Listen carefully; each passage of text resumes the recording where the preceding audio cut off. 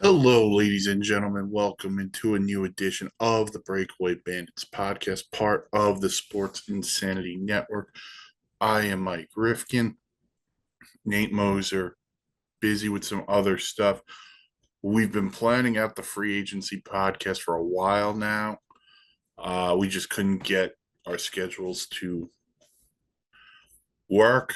So Nate's given me the go ahead to do this podcast. We will break down the major free agent signings, go division by division on that. We also have some news we have to talk about. We're going to start with, I guess you can call it breaking news.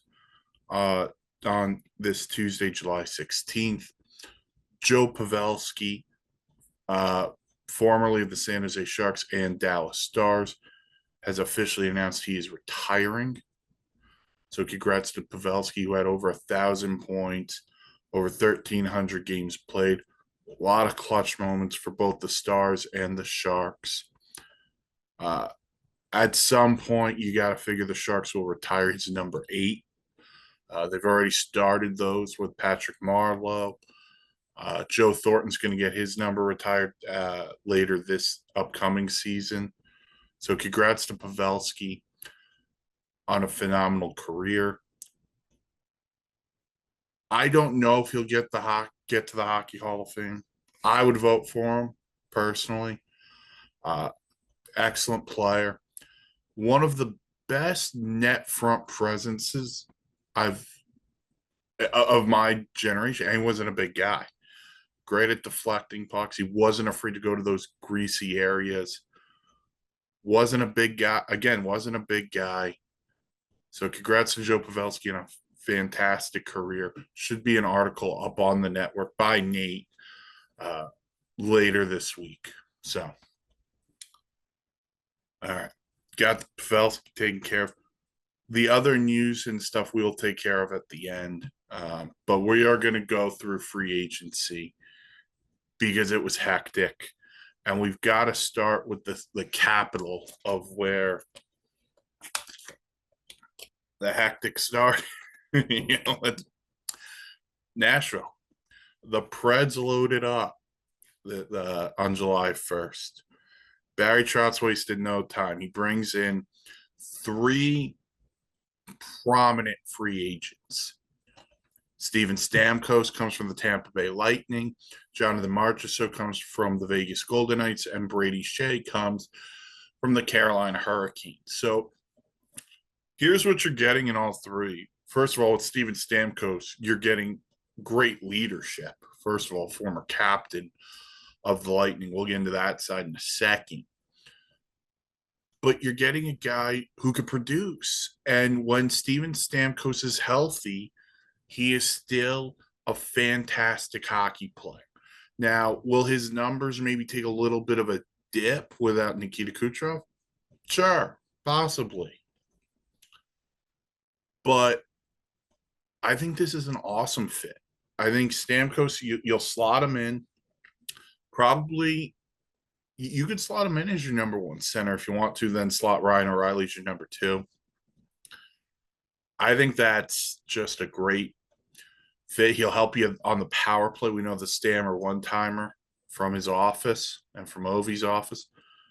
But such a good fit. Great guy from everything you hear. Great leader. And he's won a couple of cups. And we're going to get into the part of the cups in a second with the whole Preds process with Barry Trotz.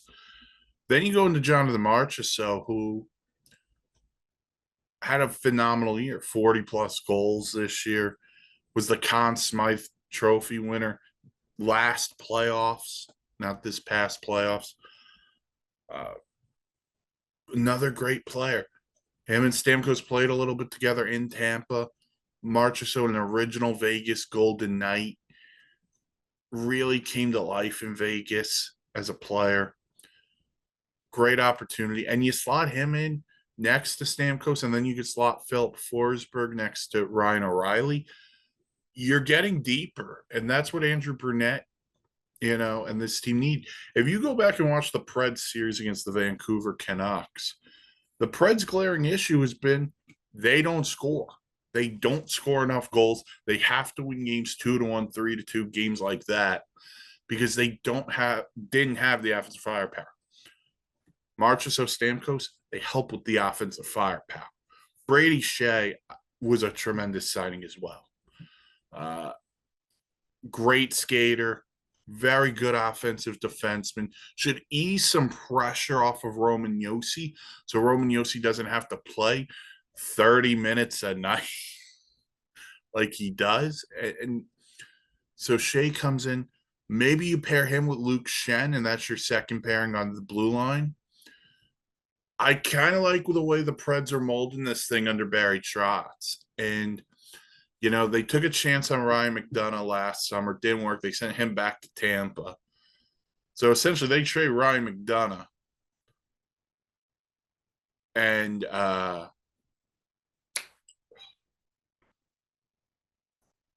there was one other guy they traded to Tampa for the bunch of picks. Tanner Jeannot. And Tanner Jeannot, who's no longer on Tampa, he got moved at the draft, for Stamkos and a bunch of picks. So that works out for the Preds, who still have a plethora of draft picks. So if they need something at the deadline, they can do it. The biggest move to me that the Preds made, it wasn't Stamkos, it wasn't Marchessault, it wasn't Shea. Well, what else did they do? Well, they extended UC Saros. And UC Saros is arguably a top 5 goaltender in the league right now. And everyone was talking, and when I say everyone, I mean the pundits and, people around the league were talking, hey, what happens with UC Saros this summer? 1 year left, $5 million. Who does he get traded to? No one in their right mind thought the Preds were bringing him back. And the Preds signed him to a massive 8-year, I think it was $61 million. 61.9. I'm rounding up. It's 62. I'm rounded up. So they gave him that extension. And let's be real honest here. The Nashville Predators, for the first time since they went to the Cup final, they're going for it. And we thought this was going to be a rebuild under Barry Trotz. Barry said, no, even though we have the ammunition to rebuild, I'm going to go for it. Last summer, he adds Ryan O'Reilly. Brought in McDonough for 1 year, but they moved off of McDonough. Brought in Gustav Nyquist. Good player. Then this summer, they said, you know what? We like where we stand in the Western Conference. So we're going to go get Stamkos, Marchessault, Shea. We're going to extend UC Saros. We'll see what happens with Yaroslav Askarov, who played for Milwaukee, the American Hockey League, who was a big-time draft pick. But give the Preds credit, man. They've gone for it because they see something in not only the Central Division, but in the Western Conference. So if we look at the Central as a whole, sorry, I got notes here. Like, they think teams like the Avs and the Jets and Dallas are vulnerable. Those are your top. Those were the top 3 last year. Now, Dallas brought back Matt Duchene, but they did lose Chris Tanev. They did lose Yanni Hakanpää, who may not be able to play. We don't know. But they brought in a Matt Dumba. They bring in Brendan Smith, Ilya Lyubushkin. So Tanev gets replaced by Lyubushkin and Brendan Smith. So the physicality and block shots isn't replaced by one guy. It's replaced by 2, which, works out for Dallas. Now they're going to have to find a way to replace Joe Pavelski's production. That's going to be a massive question here for Dallas. How do they replace Pavelski's production? Because now it's very critical that Jamie Benn and Tyler Seguin have not only good years, but they have to be able to stay healthy, which has been a question mark for both of them the last couple of years, although both of them had very good renaissance years this year. But listen, as long as Dallas has Jake Ottinger and Jason Robertson and Miro Heiskanen and Rupe Hitz and Wyatt Johnston, who had a phenomenal playoff himself, the Dallas Stars are going to be very good again. I love this Dallas team. I think Dallas, for my money, and I'm going to say something that might be controversial. I think Dallas might have the best core in the league. Yes, I know McDavid and Drysdale are the best duo, but when I look at what Wyatt Johnston is and can be, when I look what Jason Robertson is, when I look what Rupe Hintz is, when I look at what Miro Heiskanen is, and what Jake Ottinger is, when I look at what those guys are, that's a core. A core is not one guy or two guys. A core is a central group. So when you look at what those guys are, that's the model. And Pete DeBoer has done an excellent job his first 2 years. They just got to find a way to get over the hump of the Western Conference Finals. And they have the team. I firmly believe in the Dallas Stars. The Avs, listen, the Avs didn't do much here. They brought back Jonathan Drouin. They bring in Eric Brandstrom on the back end. A lot of what the Avs do hinges on the health of Gabe Landeskog. Love what they have with McKinnon. They got to figure out what they're going to do with Mikko Rantanen. He's got 1 year left, so I got to think an extension is coming. But, this is an Avs team. Look, they won the Cup a couple of years ago. But now my question is this. Nathan McKinnon was just voted the Hart Trophy winner, and rightfully so. They got that right. Alexander Georgiev's got to be better. He just has to be better. This team, as great as they are, Darcy Kemper had his bad moments in the playoffs for them, but he also had great moments for them. Alexander Georgiev needs to show himself. And he's in my opinion, he's going to be under pressure this year. Has to prove he can be able to do it. Otherwise, the Avs may be searching for another goalie. That's going to be a question mark. But again, McKinnon, Rantanen, Makar, Devon Toews. They bring back Jonathan Drouin, who had his best year in the National Hockey League, reuniting with his former teammate in Halifax, McKinnon. I love this team. I do. I love where the Colorado Avalanche are as a franchise. And they get Gabe Landeskog back. Awesome. That would be huge for them. But, those right now, Dallas, Colorado, and I think Nashville overtakes Winnipeg. Winnipeg didn't do much here this summer yet. They've re-signed a couple of their own. They brought back Eric Comrie, and they bring in Kaapo Kähkönen for goaltending depth. I love the core of this team, too, with Kyle Connor, Mark Scheifele, Josh Morrissey. But now they need the younger guys. Cole Perfetti needs to have a good year. A couple of other guys need to step up. They had a really good year last year, and a lot of people thought, hey, they were going to rebuild too. They're going to trade Hellebuck, they're going to trade Scheifele, and they're going to start this thing from scratch. They didn't. They were able to extend both of them, and as long as they have Connor Hellebuck, they have a chance. And Hellebuck, who won the Vezina, again, deservedly so, he wasn't great in the playoffs for them. He struggled against the Avs, but as a team, they struggled against the Colorado Avalanche. They need to figure this thing out. Rick Bowness stepping down is going to be big too.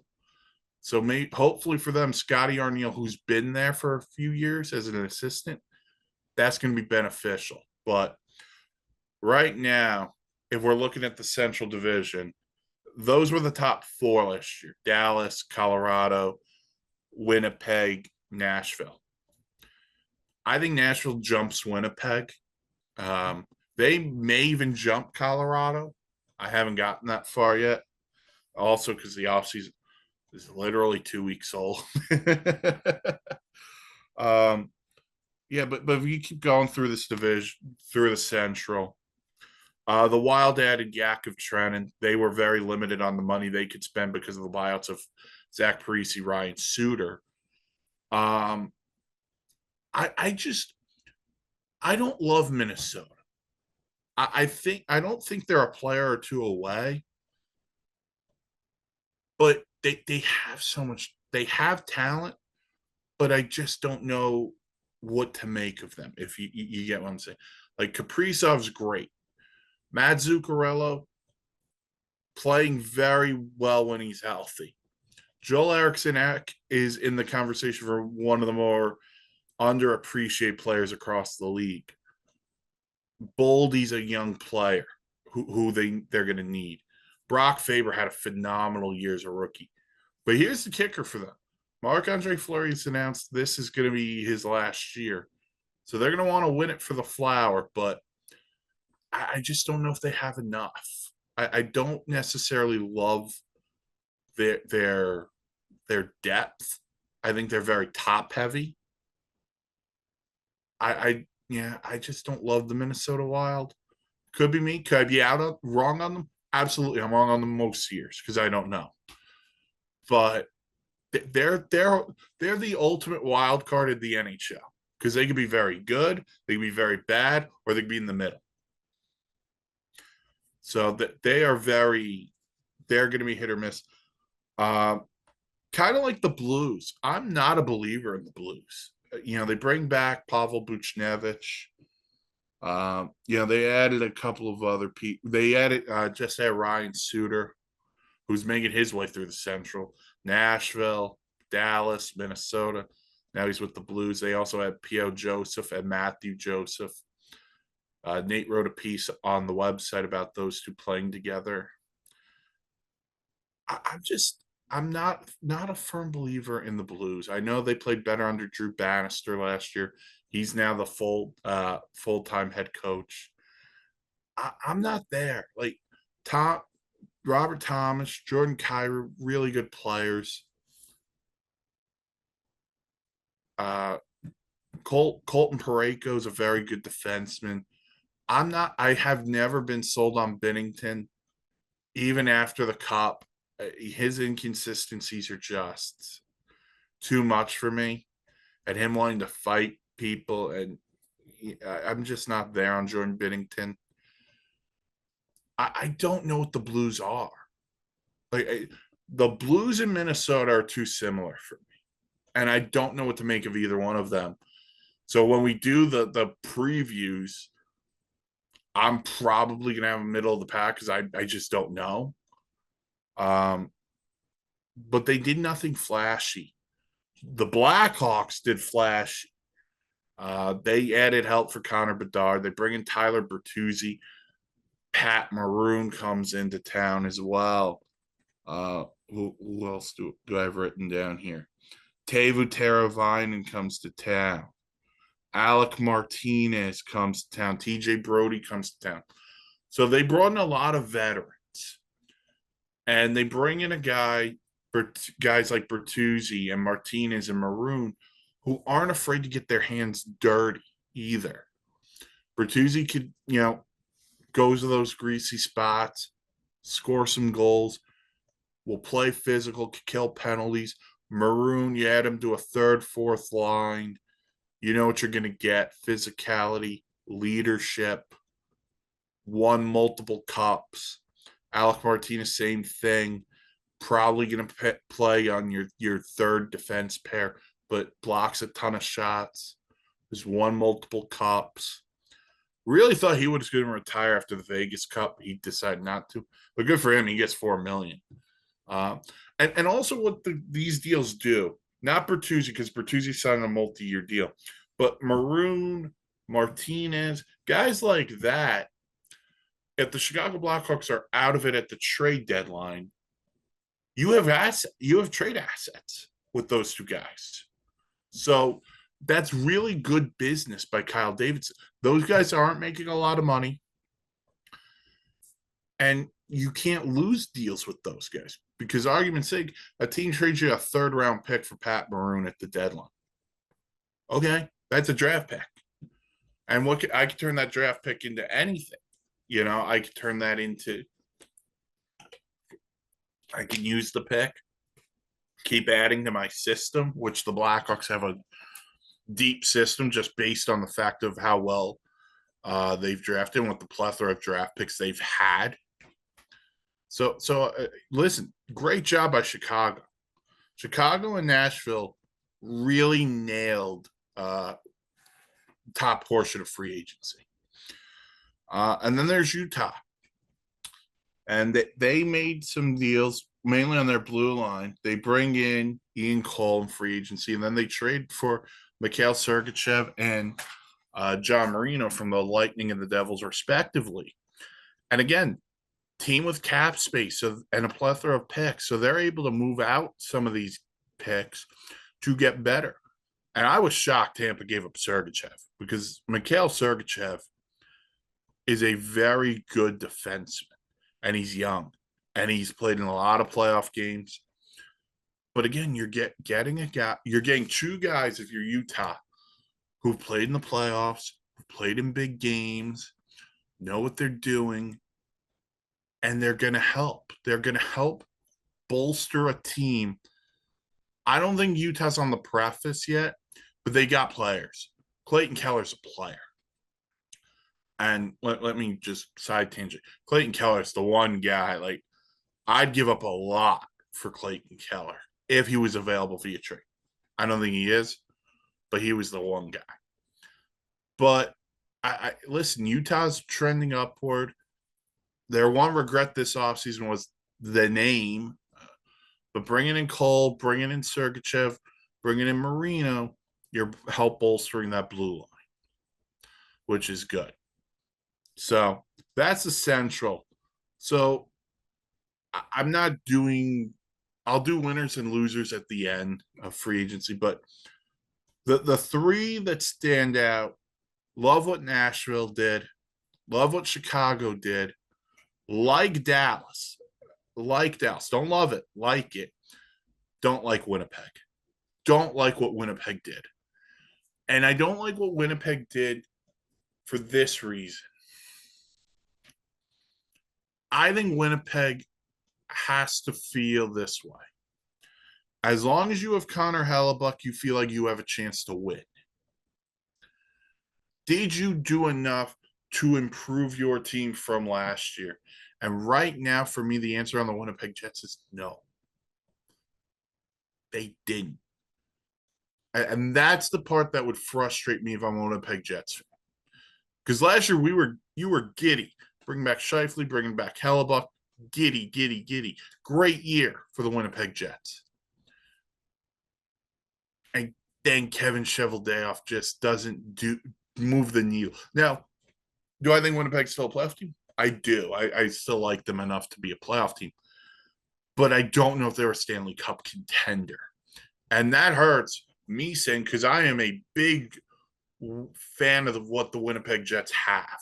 I like their roster a lot. But if those young players like Cole Perfetti take a step forward, then maybe that lessens the blow of what I think they are. And the other one I don't love, listen, Utah I think did fine. I kind of wish they would have added to their top 6 forwards. Didn't. All right. Minnesota was limited on funds. I'm not going to go attack them. I don't know what the Blues are. And I said that, when I was recapping what they did. Matthew Joseph's a good player in your top 9. Ryan Suter, older player, like him. It's a low risk, high reward. I just don't know about the Blues. They ship off Kevin Hayes, which makes me think, okay, they don't love Kevin Hayes, whatever the reason is that it is. But then they add a Ryan Suter, and I'm confused if you're trying to go for it or if you're trying to kind of just stay in the middle. I think I did a Blue statement address during the season because I was out on them. But, man, I'm confused by what the Blues are. So, sorry, St. Louis. At least the Cardinals are playing well at entering the break. Got that going for you. All right, so that was the Central Division. Pacific Division. Let's start with the Canucks, who had a great year before losing to the Oilers in the second round of the playoffs. They bring in Jake DeBrusk and Derek Forbort from Boston. They bring back, they extend Tyler Myers, and they bring in Danton Hine. I hate the Canucks offseason because I would have taken part of the money I gave Jake DeBrusk. I would have taken the money I gave Tyler Myers, and I would have given that money to Nikita Zadorov, who had a massive impact on the Canucks when he came over from Calgary. And they didn't. They let him walk. We'll get into where he went in a little bit. But I just don't know where I don't love Jake. I like Jake DeBrusk, the player. I don't love 7 years and $38 million. To me, and the city of Vancouver is going to hate me when I say this. This feels like it could be Louis Eriksson 2.0. When Jake DeBrusk is healthy, he's a good player. But he's never been a 30-goal guy. That's the thing. Was Jake DeBrusk a great player in Boston? No, he was a very good player. But he was also playing with Pastrnak, Marchand, Bergeron, Krejci. He was playing with talented players. Is he going to play with Elias Pettersson, Brock Besser, JT Miller? Who's he playing with? And, to me, he's kind of like what they want Niels Höglander to be. And I could be off base on that. But to me, I just don't love 7 and 38. If this was a 3-4 year deal for about 20-21 million, okay, that lessens the blow a bit. But I don't love that deal. That's probably in all free agency, that might be my second least favorite deal. I'll get into my least favorite in a little bit. But I don't know. He'll bring physicality to the blue line. Tyler Myers is just, I don't know. I don't know, man. Haven't we seen enough? He won the Calder, and it's been an up and down ride ever since. And look, they have Quinn Hughes on the back end. They brought back Philip Hronek too. That was a big deal for them. If Thatcher Demko can, play as well as he did last year before his injuries, they've got a shot. But they also need those guys up front. JT Miller has to have a very good year again. Besser, Patterson, those guys are going to have to step up again for Rick Tocchet's team. They're not going to surprise people like they did this year. They're going to be a hunted team. So we'll dive in, but I don't like the DeBrusk deal. I just don't. Vegas, their big move is Ilya Samsonov. They also brought in Akira Schmid. They did trade away Logan Thompson to Washington. Listen, Vegas's big move in the offseason was at the deadline when they brought in Thomas Hertl. They're stacked. Come on. They are stacked everywhere but in goal. And Aiden Hill won them a cup. And I'm saying that. They're loaded. Full year of Hertl. Full year, Mark Stone's healthy. Eichel's healthy. They're going to miss Jonathan Marchessault. But in comes Thomas Hertl for a full year. Noah Hannafin's locked up. This is a very good team. And again, they're going to be judged by whether they win the cup or not. And if they don't win the cup, it's on them. But look, their question's going to be in goal. Can Aiden Hill and Akira Schmid and Ilya Samsonov, can they do the job? They're going to score goals. They're going to have the ability to score goals. It's going to be the question of, can the goaltending hold up? They're a playoff team for sure. But kind of like Colorado, the goaltending is going to have to be good. All right, San Jose, we know they're massive rebuild. They did get Macklin Celebrini in the draft, number 1 overall. But they were aggressive here in free agency, too. Tyler Toffoli signs a 4x6, 4 for 24. Another deal I hate.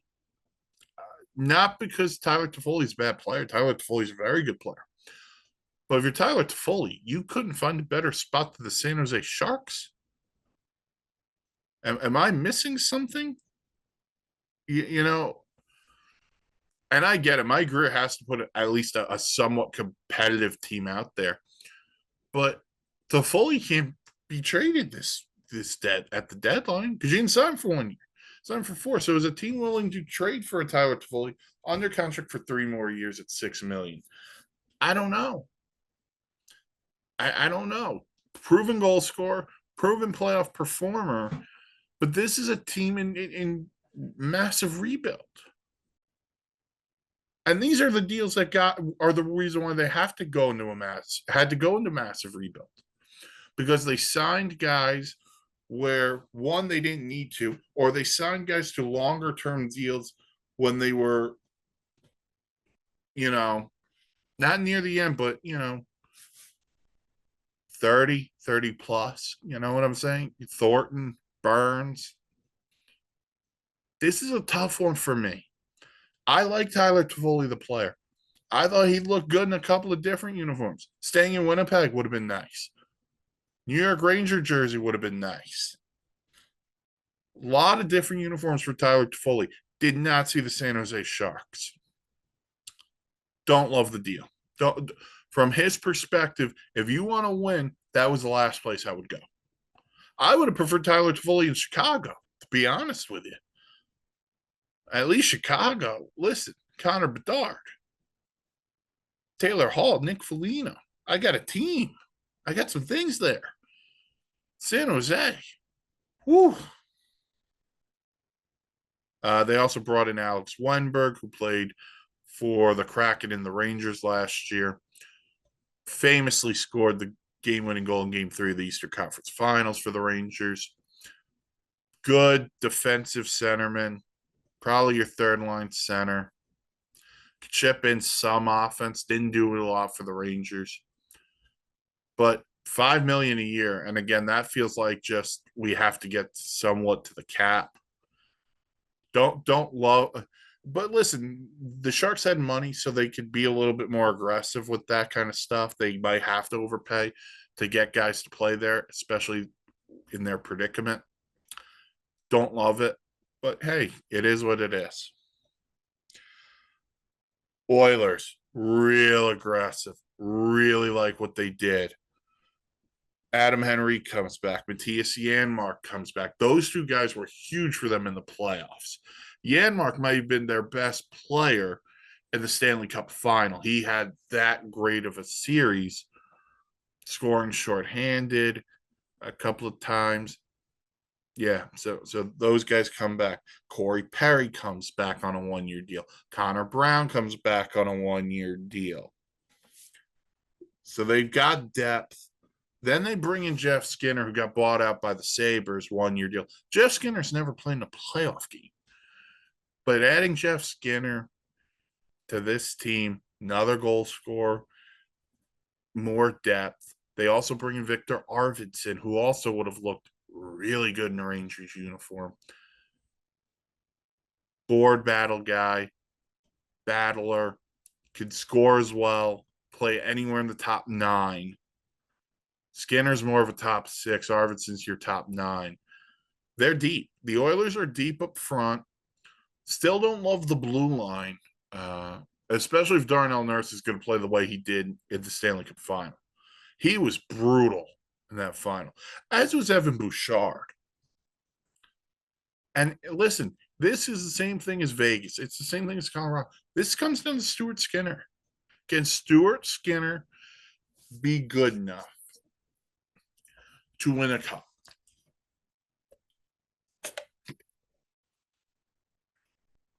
He wasn't this year. He wasn't good enough. He let in every series at times, he let in a softie. He needs to be great. Now here comes the ultimate question. What's going to happen with Draisaitl? We know that he's extension eligible. Are they going to be able to get that done? There's been multiple reports saying, contradicting both, that they'll get it done. They might not get it done. Who knows what's going on? But they added a lot of depth here. And I think that's a very good thing, because throughout the season and really throughout the playoffs, they were a 2-man team. Because despite what Zach Hyman did, And Zach Hyman had a phenomenal playoff and a phenomenal regular season. He played most of the year with McDavid and Draisaitl. So they're setting him up. So if Hyman's not with those guys, his numbers aren't going to be as good. And there's only so much of McDavid and Draisaitl can play. So, you're going to have to wonder about that. But for the moment, the Oilers are deeper. And, I'll get into favorites in the West in a few, once I'm through the Pacific. Seattle Kraken. Bring back Ellie Tolvanen. Love it. Nate and I've had this conversation. He was an RFA. I think this is a guy ready to break out. I've said this to Nate multiple times. Great shot. Just needs to get consistent. And maybe Dan Bilesman can bring that out in him. Dan Biles was the new coach. We'll break down the assistant coach in a minute. They also, Brandon Montour adds to the blue line. Speed, puck mover, kind of something they don't really have there in Seattle. And he'll probably quarterback that first power play unit. Had a great year for the Panthers a couple of years ago. Kind of didn't have the same year this year. Had moments in the playoffs, but he's a good player, good defenseman. Rush defenseman. They also bring in Chandler Stevenson. Won a cup with Vegas. Could play any one of the top 3 center positions. Brings in speed. Could kill penalties. Play power play. Listen, Seattle wanted to play faster. I think that is what you got out of these two signings of Montour and Stevenson. You want to play faster. You want to move the puck quicker. And you want to be able to do certain other things. I like it. I like the idea of them trying to play a little bit faster. Not that they played slow last year, Seattle, but they didn't have many guys who could put the puck in the back of the net. Jared McCann, Burakovsky, when he's healthy, has that ability. Now Stevenson goes in there. He can help you put the puck in the net. They need Matty Beniers to take another step forward here. He got dubbed with the Rifkin curse last year of being on my fantasy team and just not having the greatest year. So I apologize to Matty Beniers for that. The Kraken also hired Jessica Campbell. She was an assistant coach for their American Hockey League team in Coachella Valley. She'll be an assistant for Dan Bilesman again with the big league club. So congrats to Jessica Campbell on being the first female women's assistant hockey coach in the NHL. So congrats to her and well done by the Kraken. Calgary. Interesting team. I don't think they're a playoff team. They've already shipped off Jacob Markstrom. That was covered on the last episode of the podcast.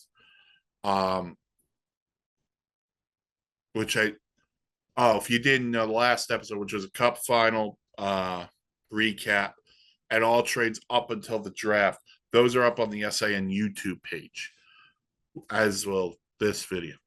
So to listen to those, So they trade Markstrom, so Dustin Wolf is going to get a big opportunity this year. They bring in Anthony Mantha, and I like this one. I like this deal for this reason. I think Anthony Mantha's got a lot to prove this year. He's a guy who has a lot of potential. It didn't happen for him in Detroit. It didn't happen for him in Washington. It didn't happen for him in Vegas. Now he's going to go to a Calgary Flame team that I don't think is a playoff team, but he's going to get an opportunity. And if he can do what Igor Sharangovich did last year, and Sharangovich just got a big extension for Calgary, I believe Anthony Mantha could have a great year, put himself back out on the market, and cash in next year. The other part to that is, if he plays really well, Calgary, like Washington did, trade him at the deadline, get something nice back for him, and you go from there. But I like the player. He's just got to put it together. They also bring in Ryan Lomberg from Florida. Bottom 6, energizing player. finishes every hit, very talkative, will kill penalties, does a lot of damage, good player. Very nice role player for the Panthers. So the Flames bring him in. I'm sure there's a prior relationship between him and Jonathan Huberdeau. So you go from there. Calgary's in a tough spot because I think Calgary is just starting this retool, I think I'm going to call it, because I don't think you can call it a rebuild while you have Nazem Kadri and Jonathan Huberdeau on your roster. So they're a retooling team. I don't think they're that close to anything, though. I don't think they're a playoff team at the moment. But, this was a pretty solid, some solid moves here by Craig Conroy. Also, didn't love what they got back from Markstrom. That's a whole nother conversation. And that was on the last episode, too. LA Kings, they bring in Warren Fogle from Edmonton. So they just swapped Arvidsson and Fogle. They bring Joel Edmondson to bring them back, bring in some size on the back end. Don't forget they trade Pierre-Luc Dubois for Darcy Kemper. Again, that's on the last episode. And then earlier this week, they extended Quentin Byfield to a 5-year deal. Byfield had a tremendous year last year. And, now he's getting more of an opportunity. So as long as he keeps progressing, that deal's going to look like a steal.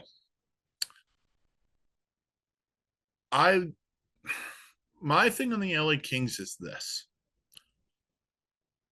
As we usher the end of the Kopitar Doughty era, and I got to think it's come to a close sooner rather than later. Kopitar, I think, only has a couple of years left on his contract. Who's the next face of the LA Kings? Well, now it's Quentin Byfield. So they're in this conversation. I'm going to lump them in here with Pittsburgh and Washington for a second. I'm not saying Anze Kopitar is a generational player like the Ovechkin or Crosby or Malkin. But I put Kopitar in the same class I put Patrice Bergeron. Very good player. Underrated. Not underrated. Underappreciated for what they do. Bergeron's a future Hall of Famer. Kopitar's a future Hall of Famer. So the LA Kings are stuck in this mode of we have to go for it while we still have Anze Kopitar, despite the fact that they've already won 2 cups. My thing is this on the LA Kings. They would have to get on a real lucky run here because the Western Conference is loaded. And I just don't think they have the game breakers to go out and challenge for it. Adrian Kempe's a really good player. Kopitar's a really good player. Philip Dino's a defensive player, but he's a good player. Byfield's good player. But they don't have that guy to me that just you look at and you go, man, that changes everything. Because the last couple of years it's been, well, how have they lost the Oilers? Well, we've blamed it on the goaltending. We've blamed it on Jonathan Quick getting older and Connor McDavid being Connor McDavid and Draisaitl doing what he does. Then during the year, we get on a bad losing streak. We blame Todd McClellan. He's out. All we do is bring in, hire one of his assistants, which fine, go do what you got to do. I think the thing I'm out on with the LA Kings is just as much as I like their roster, they don't have that I don't even want to say the McDavid or the Draisaitl. But they don't even have a guy like a Pasternak that I say, you know what? That'll change the game. Adrian Kempe's a good player, but he's not that. He's not that kind of game breaker, in my opinion.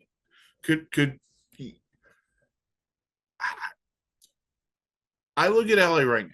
I'm just going to say, look at the Pacific as a whole. I'm putting San Jose and Anaheim to the side because we know those teams are rebuilding. The only team left, they're not better than Vegas. They're not better than Edmonton. I don't think they're better than Vancouver. and maybe they're better than Calgary. I don't know what the LA Kings are. And that's a very interesting dynamic because they want to be defense first in a league that needs them to score some goals. So I have to see what happens there with LA. Anaheim, they bring in Jansen Harkins. Look, that's bottom six, physical, kill penalties. Here's the thing about Anaheim. We've also heard the Trevor Zegras rumors. I got no idea what the plan is. I have no idea what Pat Verbeek's plan is. Zegras is on the block. John Gibson's on the block. They got to figure this thing out quickly. Because right now, although the Ducks are getting new uniforms and they look awesome, they're going back retro. Love every second of it. So is LA. Love every second of it. But the Ducks are stuck in the middle. And because they have some really good young players that we expect to take a step forward. Cutter Gauthier is going to play a lot more this year after he signed his ELC. Mason McTavish, Leo Carlson had a nice rookie year when he was healthy. There's nothing there that makes me say, man, the Ducks, here we come.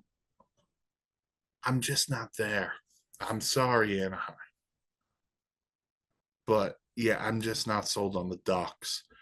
I don't even know what the value for Zegras is at the moment.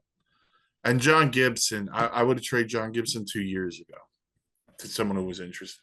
Not because John Gibson's a bad goalie, but because John Gibson doesn't fit this team's window. John Gibson can fit a team that wants to win now's window. He can't fit this team's window because they're not close to winning.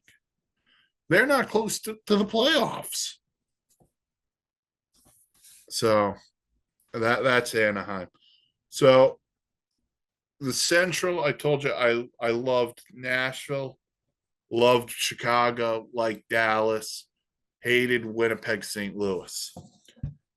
Pacific, loved the Oilers, like the Flames, like what the Flames did. Love what the Kraken. So those are your three likes: Kraken, Oilers, Flames. Don't love the Canucks. And to be frank with you, I don't love the LA Kings either. Warren Fogel's a guy who'll probably play in your bottom six. Edmondson, when he's healthy, could be a decent defenseman.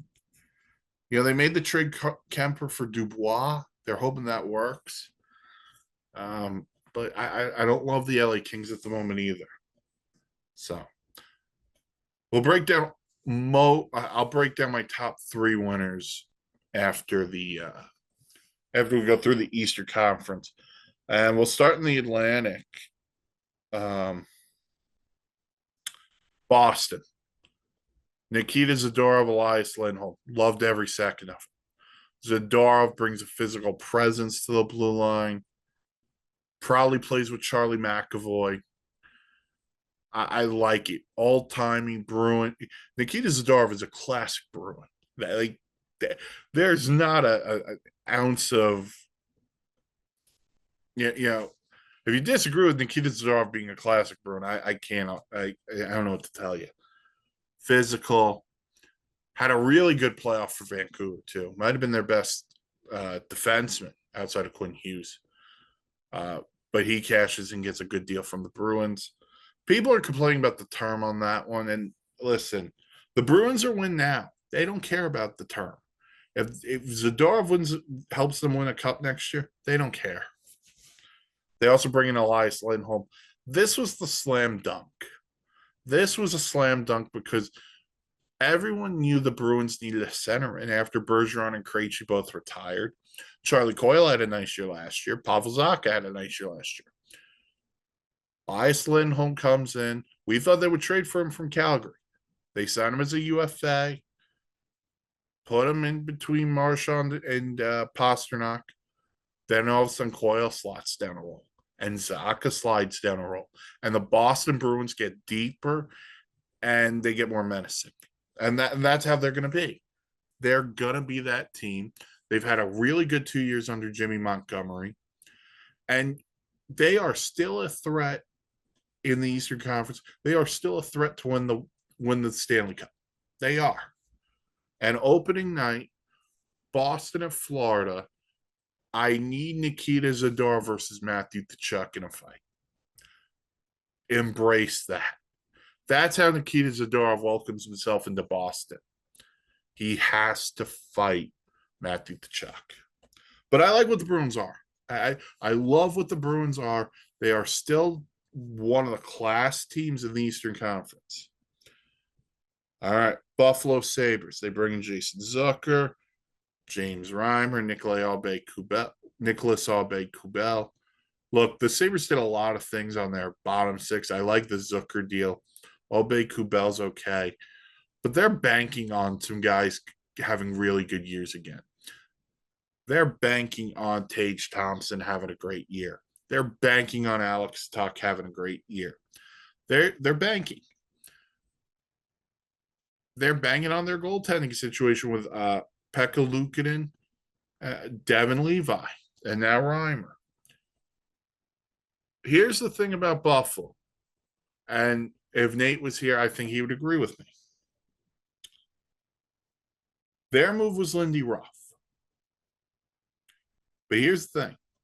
If the Buffalo Sabres miss the playoffs again, it ain't Lindy Ruff who's going to be out of a job.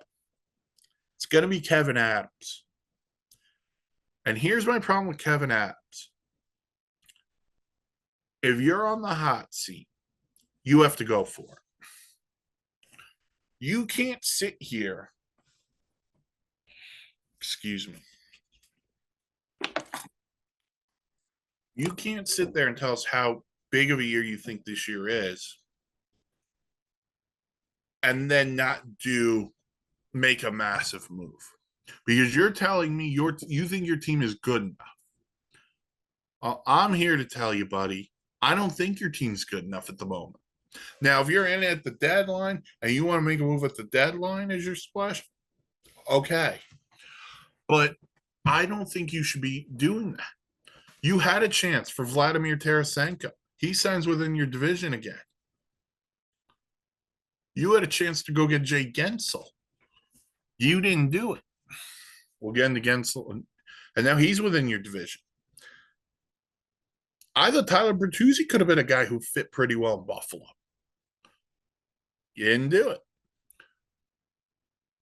I think this team, I don't even want to say it's a culture thing. This team needs to figure something out because right now their general manager put his rear end on the line because he believes in them. The problem is they haven't shown you a reason why. Now, they missed the playoffs a couple of years ago by a couple of points.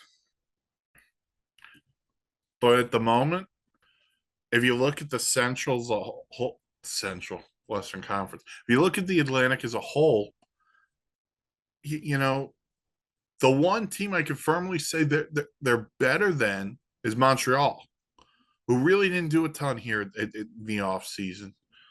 But they're like San Jose, Montreal. They're in a rebuild. So I'm not even going to classify them. Their goal is to determine who's a part of their core.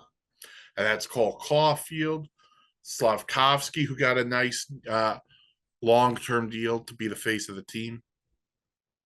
So that's the one team. Are they better than Detroit? I don't know. Are they better than Ottawa? I don't know. They're not better than Boston. They're not better than Toronto. And they're not better than Tampa. And they're certainly not better than Florida Panthers. Kevin Adams, for GM speak, Kevin Adams is on the hot seat. All right. But I like the Zucker deal. I think Zucker's a very good player. The other guys just feels like depth. All right. Let's keep this thing rolling. We talked about the Detroit Red Wings. All right. Bring back Patty Kane. Bring in Tyler Mott. Bring in Vladimir Tarasenko on what I thought was a steal of a deal for them. Then they bring in Eric Gustafson on the back end, and they also brought in Jack Campbell, who the Oilers had bought out. I like the Red Wings. I like Larkin. I like bringing back Patty Kane. To be totally honest, I had no interest in a Patrick Kane Ranger reunion. Let me be brutally honest on that. No interest in that. I had an interest in more. I had more of an interest in a Vladimir Tarasenko Ranger reunion. That I had an interest in. I love what they have. They have a lot of young pieces. Moritz Seider, Lucas Raymond, again, Larkin, Kane, Andrew Kopp. The thing I don't love is their goaltending. They also brought in Cam Talbot. So Cam Talbot, Villiuso, Jack Campbell. I really don't love any of the three. I know there's a big time prospect out there that they have. But I'm just, for me, if you're the Red Wings and you've been this organization that has been built on winning for years, and then you go through the rebuild and you're gonna go with a goaltending trio of Jack Campbell, Cam Talbot, Willie Husso. I'm just not there.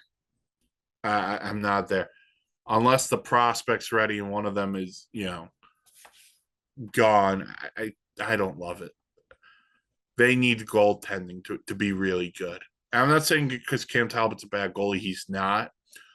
But he's not the guy, in my opinion, who moves the needle. See, if they had done what Ottawa did and they trade for Linus Ullmark, that moves the needle more for me on Detroit. And then they do everything else on top of it. That would have moved the needle for me on the Detroit Red Wings. Right now, they're a fringe wild card. Ottawa, we talked about the Ullmark deal in the last episode again on the SIN YouTube page. They brought back Shane Pinto, who had some injuries and I think he was a gambling suspension as well. But they bring him back. They bring in Michael Amadio, who played for Vegas. A lot of big goals for Vegas. Plays anywhere in the top 9. Probably could play anywhere in your lineup. Kills penalties. Nice depth piece. Look, this comes down to, do they think they're good enough? They do. So then we got the Tampa Bay Lightning. We talked about the Sergachev trade from Utah's perspective. Don't love it from the Lightning. I do know they did bring back Ryan McDonough. They extended Victor Hedman.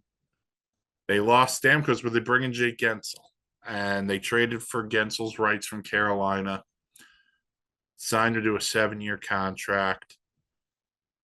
Listen, Point, Gensel, Kucherov is going to be a sick line.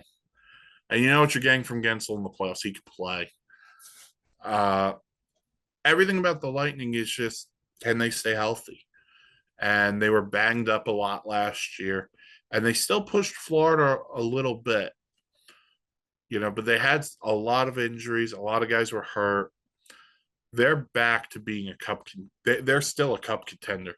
And if Andrei Vasilevsky, who will play better than he did last year, not coming off of back surgery, I like where they're at. I really do. I like where the Lightning are as a team. Don't love how they handled the Stamkos situation, but I respect what they did in responding with Gensel. So give them a ton of credit for that. Then there's the Toronto Maple Leafs, who were very aggressive, more so on the blue line. Chris Tanev comes in. Oliver Ekman-Larsson comes over from Florida. So they add some depth to the blue line. Anthony Stolarz comes over. He'll be the backup to Joseph Woll. And they brought back Max Domi. Fine. For me, they had to choose between Bertuzzi and Domi. They chose Domi. That's fine by me.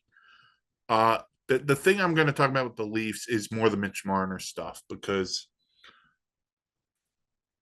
everyone talks about Marner. Is he staying? Is he going? What's going to happen? The worst thing that can happen for the Toronto Maple Leafs is Mitch Marner comes in to camp with 1 year left on his deal. and he plays the whole year out, and he has a really good year. Here's why that's the worst thing to happen for the Toronto Maple Leafs. Because that leaves you with two options. Option A, you have to sign him to a long-term deal worth $12 million or whatever it's going to be. Or option B, you let him walk for nothing. Option C would be you trade him at the trade deadline, but the Leafs are not going to do that just based on the fact of they're trying to win the Stanley Cup. They need to handle the Marner situation because here's going to be the question. Even if Marner has this phenomenal year, right? If Mitch Marner has such a phenomenal year and the Leafs still don't win the Cup, what do? Because every year this core fails. They fail to win the Cup. And because they failed to win the Cup, there's never a repercussion. So let's be real honest here for a second. Who has gotten the repercussions for this group losing? Mike Babcock got fired for this group losing. Mike Babcock also got fired for other reasons, but that's a whole nother conversation. Sheldon Keefe got fired for this group not winning. Kyle Dubas didn't get his contract renewed because this group couldn't win. So Lou Lamoriello had to leave because this group didn't win. So there's 5 people who never got any repercussions for this group losing. Austin Matthews never got repercussions. William Nylander never got repercussions. Mitch Marner never got the repercussions. John Tavares never got the repercussions. And Brendan Shanahan never got the repercussions. So, here's the thing. On this podcast, myself, Nate, we've debated multiple times, would you trade Mitch Marner? Would you trade William Nylander? Who are you getting rid of? Because you're not getting rid of Matthews. And Matthews just got a big deal. So did Nylander. Well, now the trick bag's up. It's Marner. Marner would have to go. But here we are, July 16th, and Mitch Marner is yet to be moved or extended, and they haven't decided what they're going to do, which makes me think they're running this thing back with this same group. So here's my question to okay. Here's my question. Who is going to eat the repercussions if this group fails again? Well, John Tavares isn't going to get repercussions. He's a free agent after the year. He may call it a career. Marner's a free agent. Is repercussions letting him walk and go somewhere else to sign a big deal? Is that a repercussion? No. Brendan Shanahan, who has consistently been the one to build this team up and then watch it fall. Is he going to get fired if this group finally doesn't win? If they don't win, is he finally gone? Is the Shana plan over? We will love to. Everyone loves to blame coaches. Everyone loves to blame goaltending. Everyone loves to blame something else, but it's never the core 4. And that's why you don't win. That's why you haven't won. Because you keep expecting this to stick to the wall, and it hasn't stuck. Now, you better hope Craig Berube's the right coach. Because if Craig Berube is not the right coach, well, someone's got to go. And I would have traded Marner by now. So, now obviously, teams aren't going to trade for Marner on 1 year. They would have to trade him and then sign him. So it'd have to be a signing trade. So we'll wait and see. But right now, if the Leafs started the season today, they're a playoff team. But I can't put them in a cup contender spot for this reason. They haven't shown me anything. Show me why you've won one playoff series in the last 20 plus years or whatever it is. That's a problem. I love what they did. Love the Chris Tanev bringing in Chris Tanev. Oliver Ekman-Larsson, all right. I mean, it is what it is. He played well for Florida. Doesn't mean he's going to play well for you. Still don't love the goaltending. But you know what? Listen, you got your core four. That's all that matters. So in the Atlantic team, I love what Boston did. Love what Detroit did. Don't love the Sabres. Really like what the Lightning did. Oh, wait, I didn't even get to the Panthers. That was good. Forget the Stanley Cup champs, why don't you? Sam Reinhart resigns. Anton Lindell, who was a key cog for them as well, he resigns. And they bring in Nate Schmidt. So there's your Oliver Ekman-Larsson replacement. The Panthers are still loaded. The one guy I think they should regret losing is Ryan Lomberg. I think that's the one guy. That's the painful loss for me. Lomberg is a great guy for your fourth line, energy player. That's the frustration. But Florida's still really good. But again, love Boston, love Detroit, like Tampa, don't love the Sabres. All right, Metropolitan, and then we'll close out with a couple of other things. Really like the Caps. Bringing Jacob Chikrin via trade, bringing in Matt Roy via trade, via free agency. They also traded for Pierre-Luc Dubois. Listen, love what they did and the fact of they're going for it while Ovi's still chasing the record.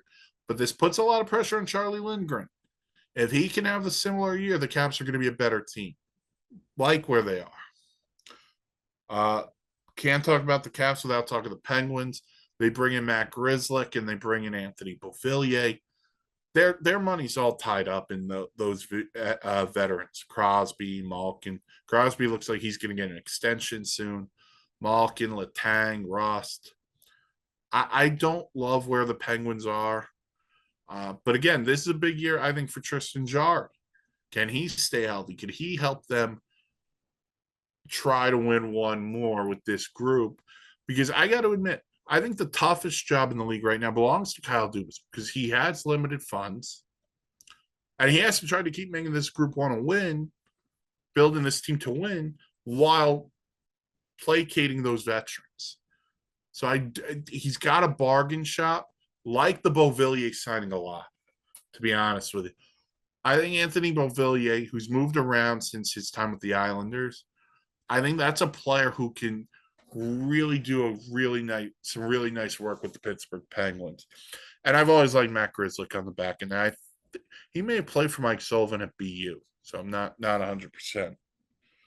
The Flyers rebuild. They bring back Eric Johnson, who they got the deadline. They brought over one of their top prospects from Russia too. So Philly, you know where they're at. The Rangers, Sam Carrick signs a 3-year deal. That's your Barclay Goodrow replacement. They brought back Chad Ruedel. There's your seventh defenseman. They bring back Braden Schneider, 2-year deal on that one. Schneider had a wonderful year last year for the Rangers as he continues to progress. And then there's the whole Jacob Trouba situation. I don't love the fact that people bring up Trouba's wife in this situation. Why he doesn't want to get moved is because she wants she has to finish her residency, which congrats to her. Go finish it. I know Jacob Trouba is a big target for Ranger fans, and I know the contract isn't great, but the guy had a no trade.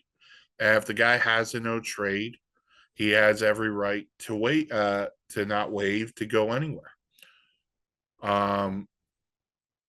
I think, though, the fact that this bothers some guys in the room, I think what you got to realize is that it's part of the business. Guys get moved all the time.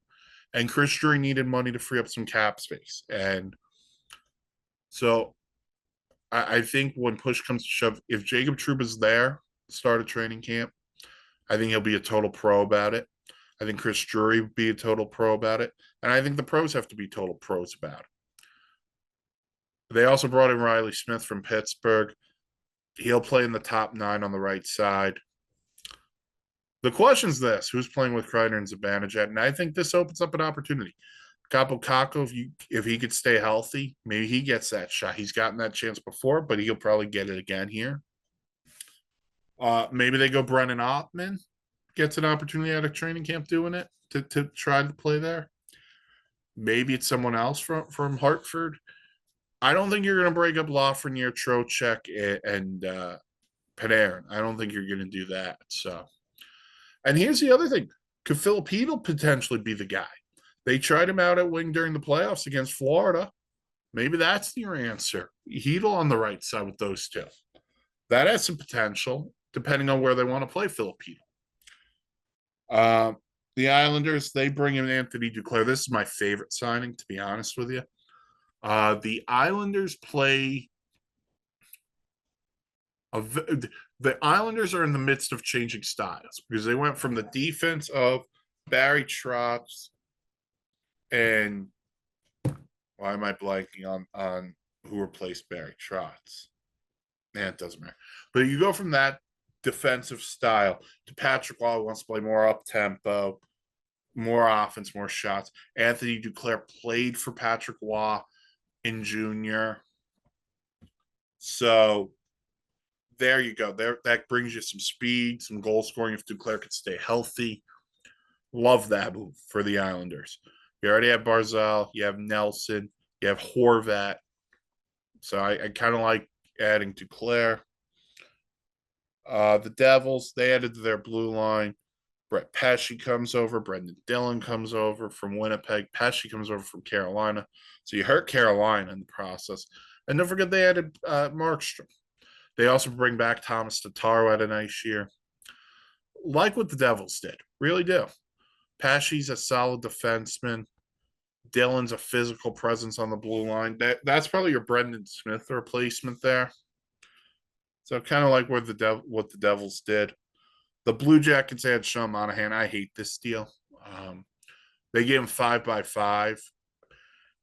And there's only one reason you do this. Is this because Monahan had a renaissance year in Winnipeg and Montreal last year. But it's because you're trying to unlock Johnny Gaudreau. And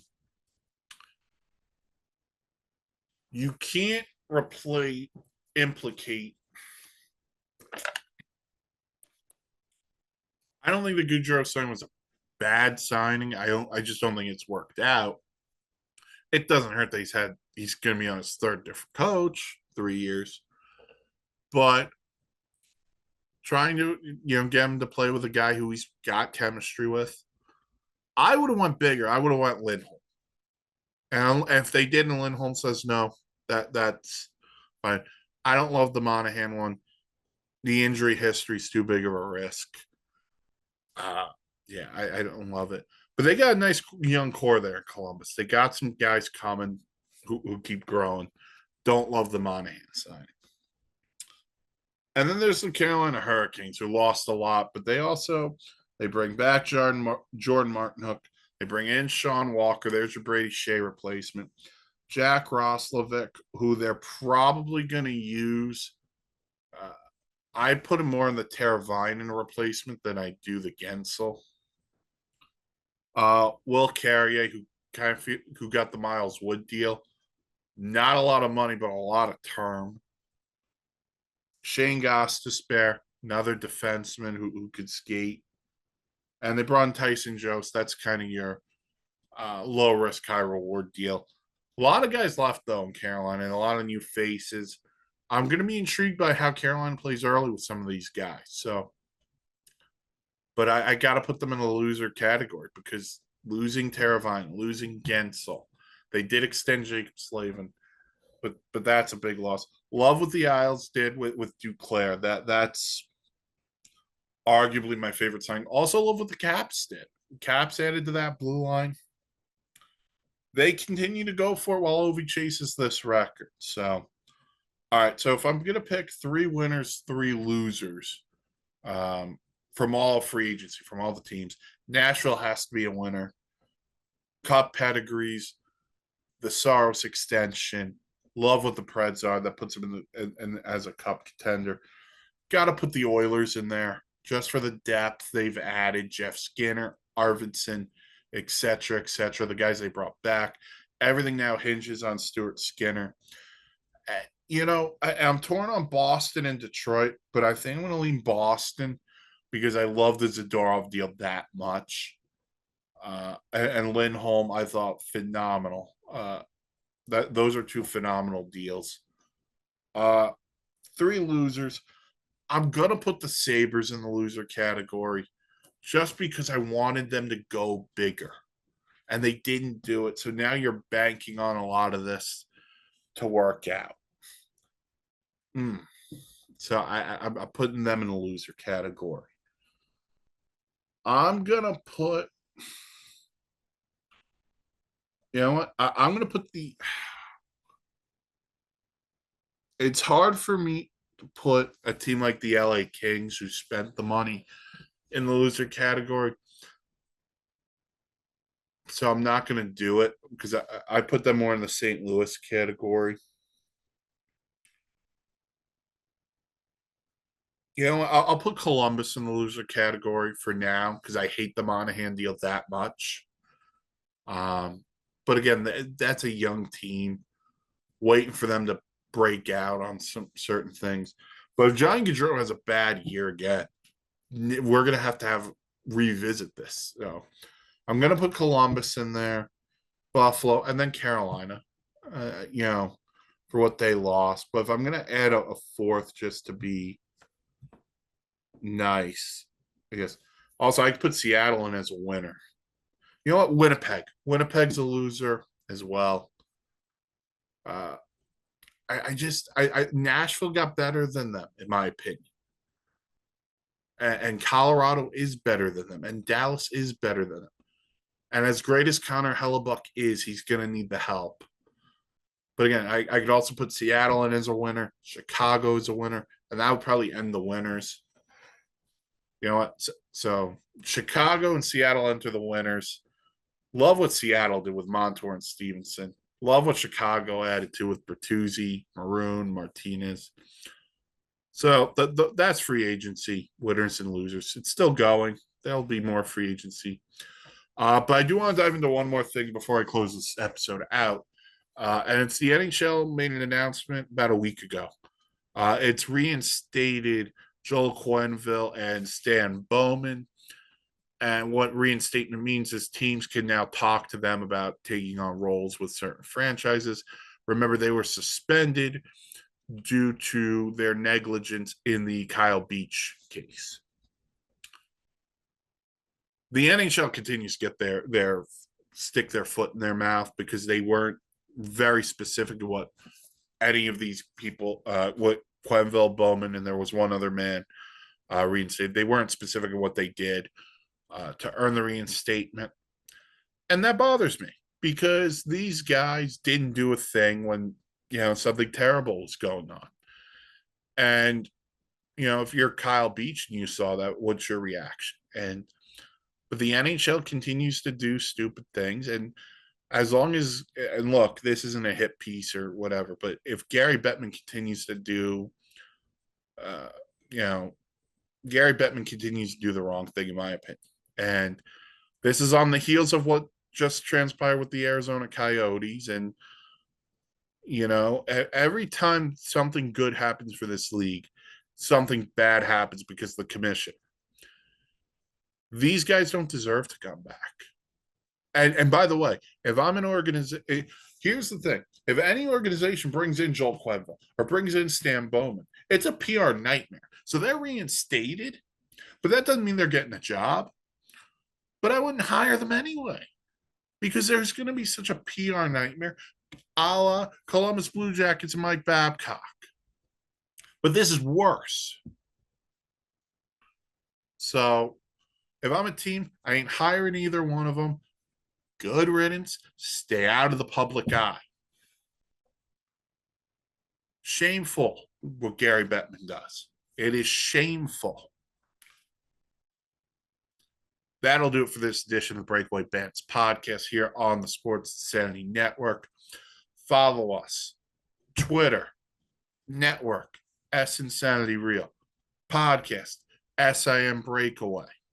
We're on Facebook, both the podcast, Sports Insanity Network, and Twitter. Visit the website, www.thesportsinsanitynetwork.com. Right? Blogs, vlogs, planes, trains, and automobiles. Visit the YouTube page, youtube.com/Sports Insanity Network. The last episode of the Breakaway Bandits podcast is on the YouTube page. This episode of the podcast will be on the YouTube page. The other podcasts you listen to are wherever you get your podcasts, Spotify, Google, whatever. Those are where those podcasts are. And until next time, I am Mike Rifkin. Thank you for listening to this edition of the Breakaway Bandits podcast, part of the Sports Insanity Network. Try to stay cool, everybody.